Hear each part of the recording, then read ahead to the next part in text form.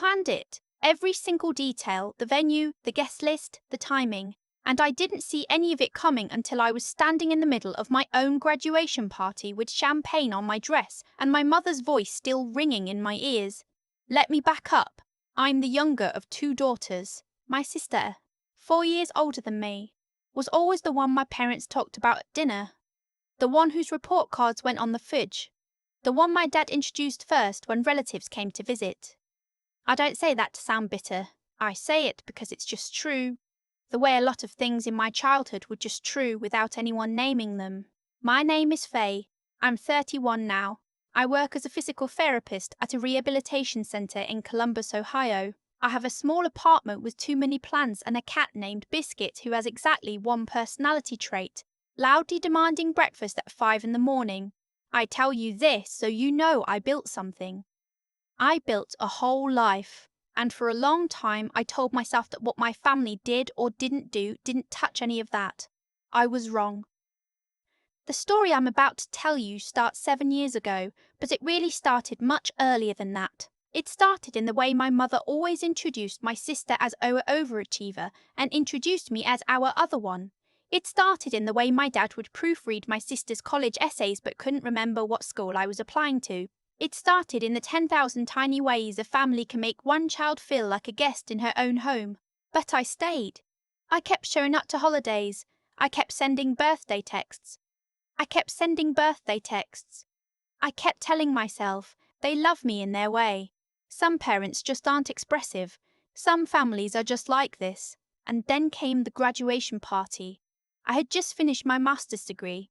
2.5 years of clinical rotations, late nights studying pharmacology, internships that paid nothing and asked everything. I was the first person in my immediate family to earn a graduate degree. My parents seemed proud, or at least I thought they did. My mother had offered to host a party at their house. I remember being genuinely touched by that. She said she'd invite close family and a few of my friends. I gave her a list. My college roommate Addie, my friend group from the PT program, a couple of neighbours I'd stay close with. 20 people, maybe 25. Intimate. Nice. I drove up the Friday before the party, stayed in my childhood bedroom. My sister was already there with her husband. They had the guest room, the one with the actual mattress and the blackout curtains. I had the twin bed with the Pottery Barn duvet from 2007. Fine. Whatever. The morning of the party, I came downstairs to help set up and found my mother on the phone. She was laughing, gesturing the way she does when she's excited. When she saw me, she turned slightly away and said, low but not low enough. She doesn't know yet, just park on the street. She doesn't know yet. I stood there for a second in my socks on the kitchen tile. Then I poured myself a cup of coffee and didn't say anything. I told myself it was probably a surprise element. Maybe they'd ordered something special. Maybe there were more people coming than I thought. I tried to let it be a good thing. By 2 o'clock, there were 60 people in my parents' backyard. 60. I knew maybe a quarter of them. The rest were my parents' friends, their colleagues from the country club, neighbours from the block, people from my mother's book club, my dad's old fraternity brothers, people who had played no role in my graduate school experience and who I was now supposed to smile at while holding a plastic flute of Prosecco.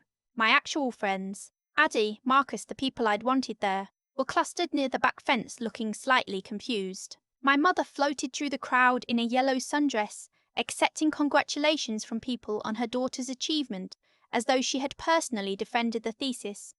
I found my dad near the grill. I said quietly, "Dad, who are all these people?" He shrugged. "Your mother wanted to do it upright. I gave her a list." He looked at me the way he always did when he didn't want to get in the middle. A small, tight smile, eyes already drifting somewhere else. "You know how she is, Faye." I did know how she was. I just kept hoping she'd be different with me eventually. The party went on. I made my rounds. I shook hands with people I'd never met. I listened to a man named, I don't even know, Gary, tell me that physical therapy was a good practical choice for someone who probably didn't want to go to medical school. I smiled and said, something like that. Then they did the toast. My dad clinked a fork against his glass and everyone gathered. He said some nice things, actually. He talked about how proud they were. He mentioned my sister in the same breath. How both his daughters had turned out so well. I let that go. Then my mother took the microphone. She had rented an actual wireless microphone for this backyard party, and she started talking. She thanked everyone for coming. She talked about the party planning, the catering, the floral arrangements. She talked about what it had taken to pull this together. She talked for 4 minutes about logistics. Then she got to me. She said, "Faye has always needed a little extra encouragement. She was never the one you could just wind up and let go. She needed someone steering." And I think it's beautiful that even a child who struggled so much early on can find her way to something stable. Struggled so much. I stood very still. I could feel Addie looking at me from across the patio. My mother wasn't done. She had a glass of white wine in one hand and the microphone in the other, and she was smiling the way she smiles when she thinks she's being warm. "We always worried about Faye," she said. "Didn't we?" She looked at my dad. He gave that same tight, small smile. But she got there. A little late, a little slow, but she got there, and that's all that matters.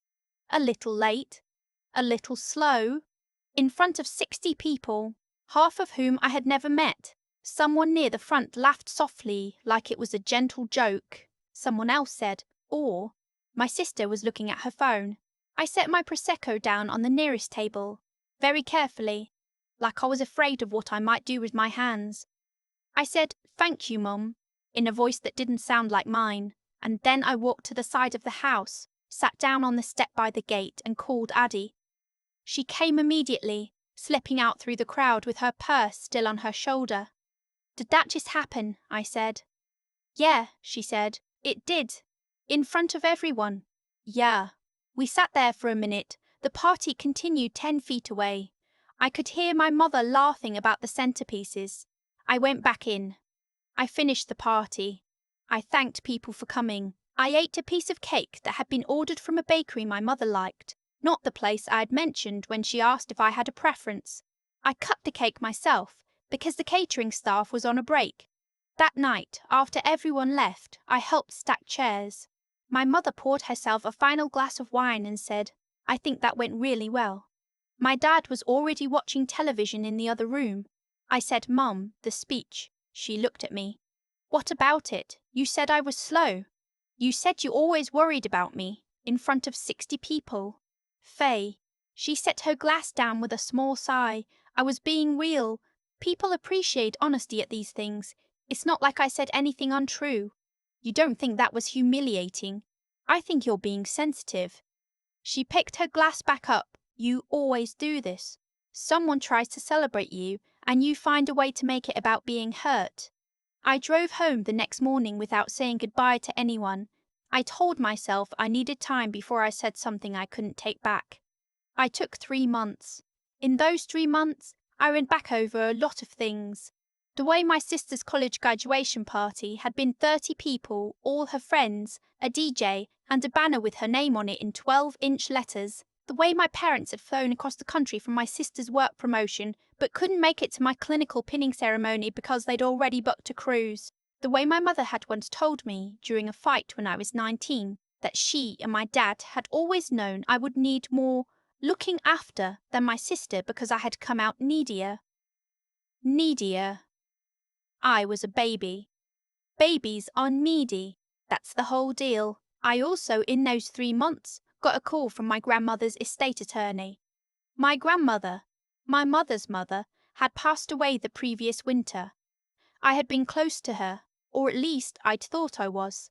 She had left a will that I hadn't been told about, not in detail. My mother had handled the estate administration. I had assumed, when I asked once how things were settled, that everything had just gone to my mother and her brother as expected.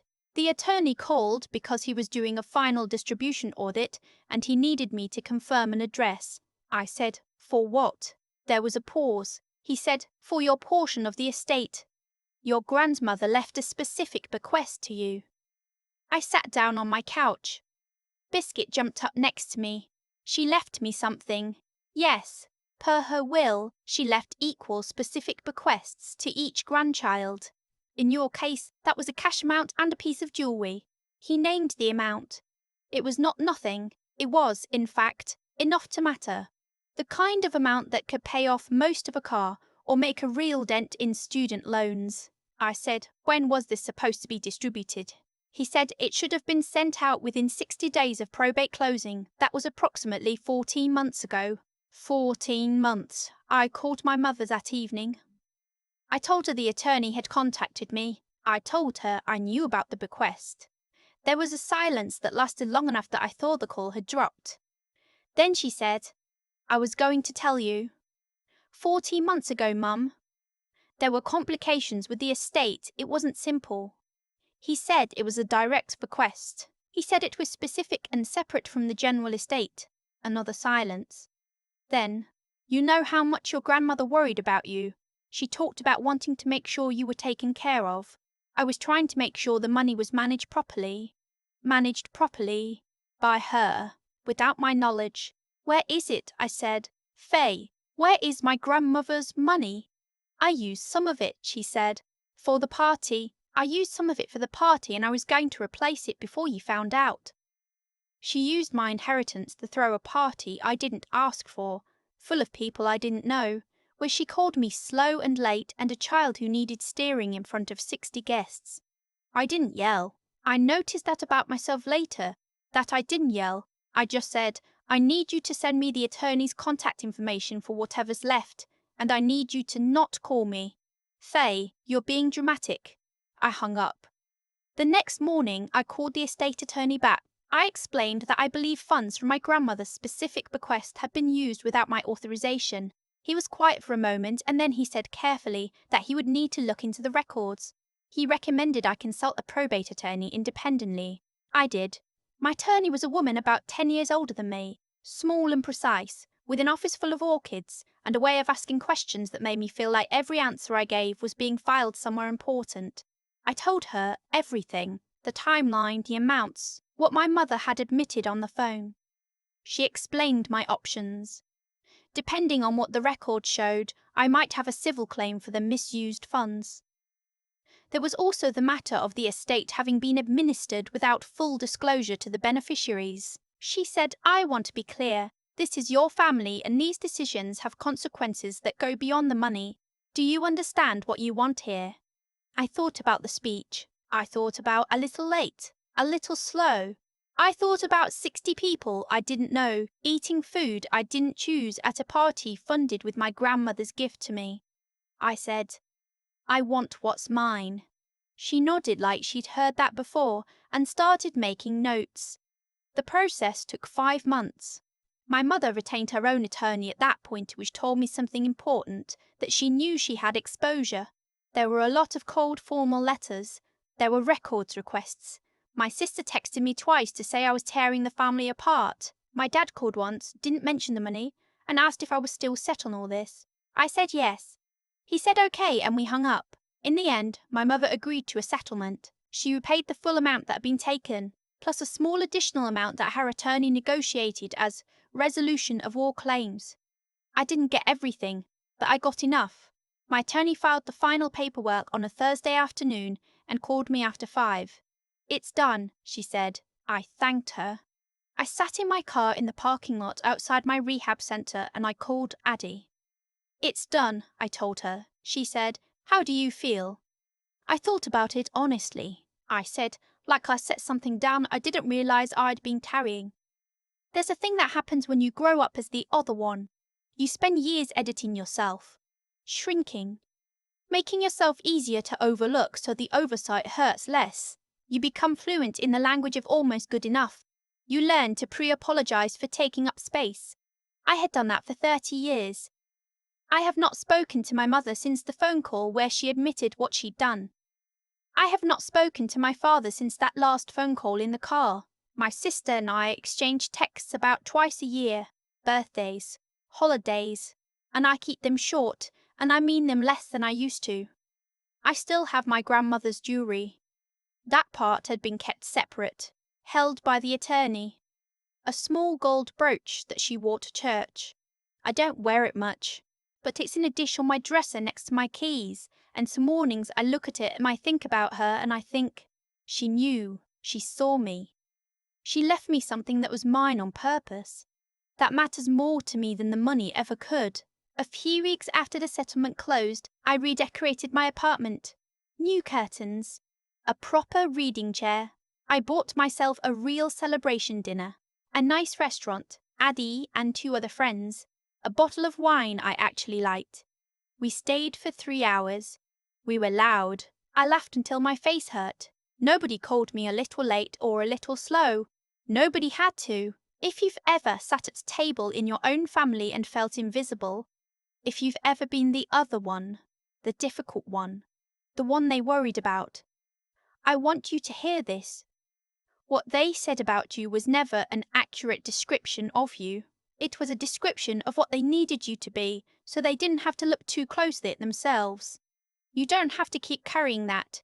You really don't. There's a gold brooch sitting in a dish on my dresser. It's small, a little worn on the back clasp.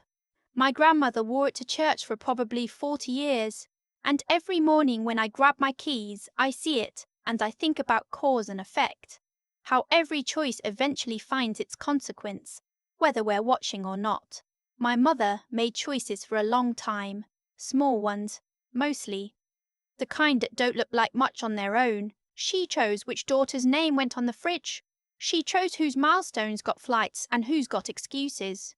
She chose, eventually, to reach into money that wasn't hers and spend it on a party designed to look like generosity, but was really just another stage for her to perform on. Every one of those choices had a direction, and directions lead somewhere. What I've had to sit with, and it took me a long time to really sit with it honestly, is that her choices were also revealing something about her character that I had been too willing to explain away. I kept finding reasons. She's from a different generation. She doesn't know how to show love the way I need. She means well. But there's a difference between a person who struggles to express warmth and a person who takes from you while calling it care. That distinction matters. It took me years and a probate attorney and 60 strangers watching me get described as a little slow to finally see it clearly. What pulled me through wasn't anger. Anger was there. I'm not going to pretend it wasn't. But it wasn't what carried me. What carried me was something quieter.